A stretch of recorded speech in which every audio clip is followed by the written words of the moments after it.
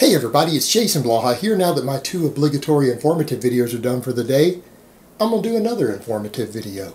And this isn't going to be as critical as I am of a lot of people because I genuinely kind of like this AlphaDestiny guy. So let me put on my +5 out of weaponsmithing, work on skilling up my crafting a little bit, and let's talk about this. Yeah, I'm going to be critical here, but it's going to be constructive criticism because I want to see this young man succeed at what he's doing. Because I think he has a lot of drive and I think he has a lot of desire to train hard, and I appreciate the fact that he's pushing heavy lifting, and I appreciate the fact that he's promoting full body training. But I am going to bust his balls a little bit. Alright, people are telling me, well, you don't understand the purpose of rack lockouts. This guy rack lockouts 1,100 pounds and has massive traps, but his deadlift is 600 pounds or less conventional. So you're wrong that people can only add 100 or 200 pounds to a rack pull. No, guys, you can only add 100 or 200 pounds to a rack pull. If you're doing the proper rack pull above the knee, there's no way you're getting more than 200 pounds out of that over your competition max. The reason is because you're still pulling at a pretty long distance. I went and watched this young man's video, and what he's doing is not an above the knee rack pull.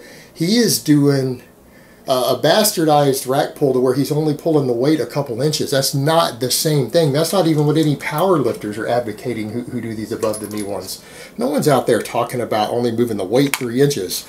All that bar bend is taking out hundreds of pounds off of that. So when you guys need to look, the weight isn't anywhere near 1,000 pounds until it actually breaks off those stops. And what I'm seeing in his video in general, I see stuff that is really him ego lifting, trying to promote heavy lifting to an extreme stance, and I think he's doing it for marketing purposes. But what I'm afraid of is that this young man is going to hurt himself, and he's going to hurt people who are trying to emulate him.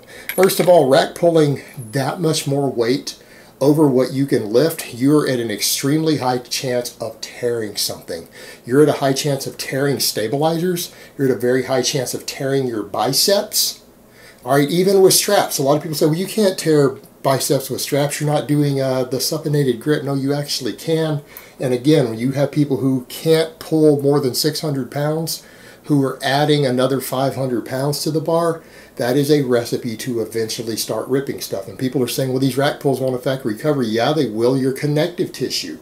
The connective tissue strain you're getting in your arms and shoulders, you're not going to recover from that as easy. No, your back isn't getting worked as much, but you've got that to contend with. You've also got the fact that you're talking about putting on people who aren't chemically enhancing their bone density.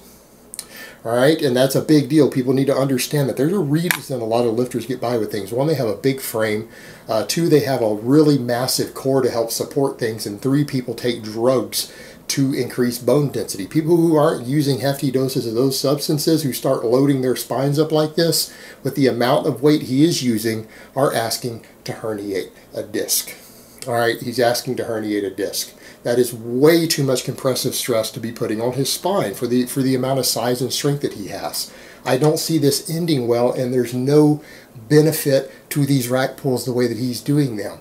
Some people are like, but his traps are big. His traps are normal size for a power lifter his size. People are like, what? Any power lifter who can deadlift over 500 pounds, who can overhead press what I see him overhead pressing, because he's decently strong in the overhead press. He's doing work sets after his benching with 135 on the bar, doing a decent number of reps.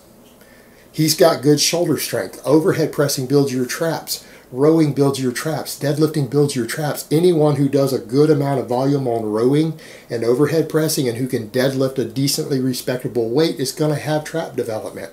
He has the amount of trap development I would expect for a guy who can overhead press, row, and deadlift what he does. Those rack pulls aren't doing it. Those rack pulls aren't doing anything. The guy has normal size traps for a good, decently strong lifter with a foundation built.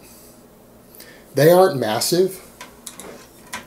They're what I would expect for a guy at his strength level. And that's totally reasonable. That's not a diss. That's not an insult. That's saying, hey, I can tell that you overhead press, row, and deadlift a decent amount of weight. I can look at your traps and tell.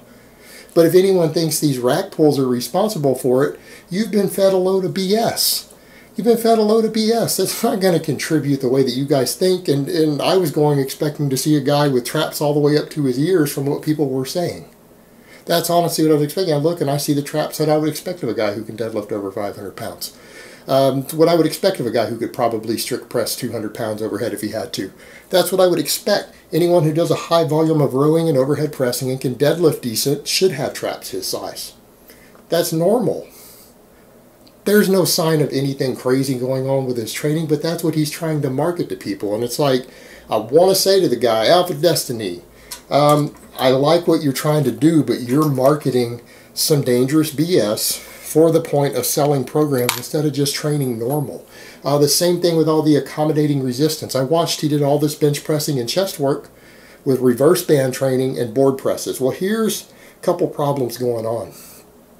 I hope you're doing a lot of full range of motion chest training too. I hope you're pausing, because what I'm seeing is a lot of touch and go. A lot of bouncing using a reverse band. All right, you're not strengthening the bottom of that lift. You're not strengthening your pectorals correctly. And here's the thing. That might not seem like a big deal, but you don't know how to use bands. What? You don't know how to use the bands correctly.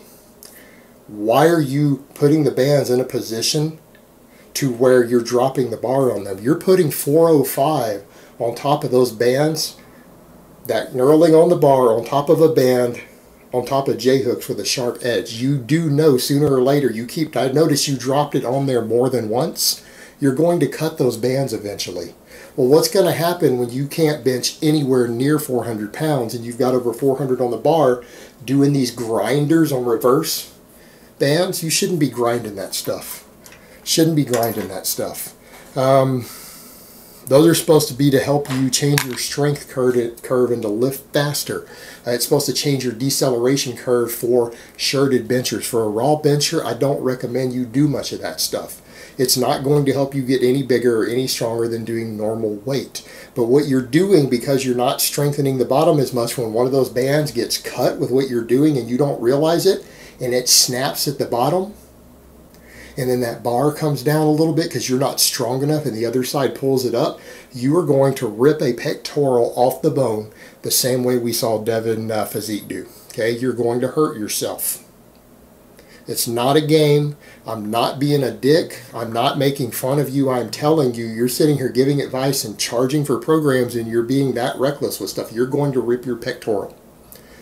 Especially with all the accommodating resistance you do, because you're not even strengthening yourself at the bottom. And when that band finally cuts and you snap it with what you're doing, it's going to be catastrophic. You're going to get injured and you're done. Your fan base is not going to follow you anymore the moment you get a major injury that requires surgery. These absurdly heavy rack lockouts, which ruin bars at the gym, by the way. People like you aren't popular at gyms for that reason. You're ruining bars and making it harder for everyone else to deadlift and row with them later. Creating a hazard there for the things falling off there just so that you can do some goofy lift that is probably going to injure you eventually. All right, this is Snap City waiting to happen. And the thing is, I don't know why he's doing accommodating resistance like that if he's not going to be competing with a shirt. People are like, well, because it gives a better strength curve, so you have to work almost as hard at the top as you do at the bottom. Well, that's not the way that the curve is supposed to work.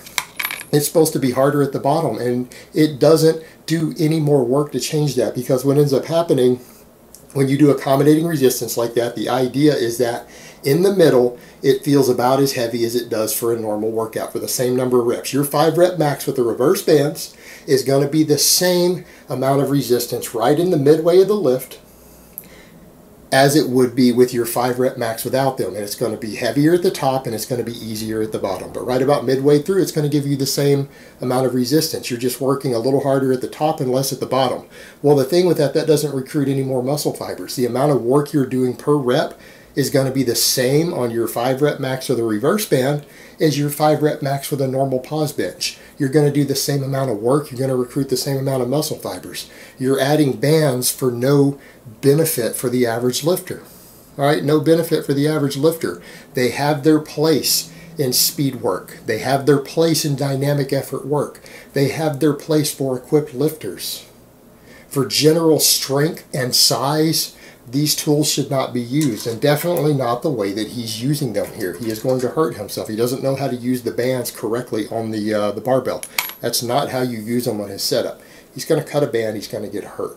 So overall, I like the guy, and I commend the fact that he's out here promoting heavy full body training.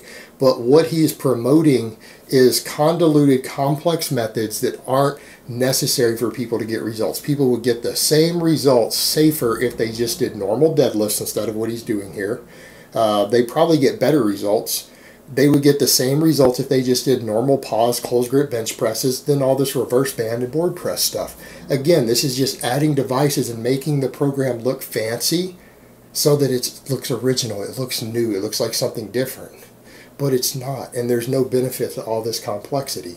It's just being done for show, it's being done for ego, to show you lifting impressive amounts of weight, heavy weight being thrown around, but you're really not. Because we're not doing full range of motion. It's not normal dead weight.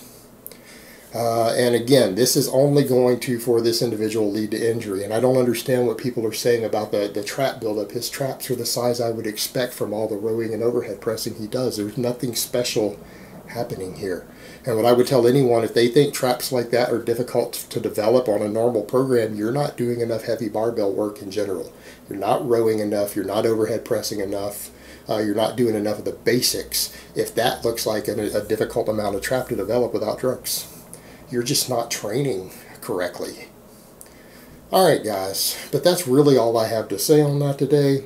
I hope it's been informative, and I will talk to you guys next time.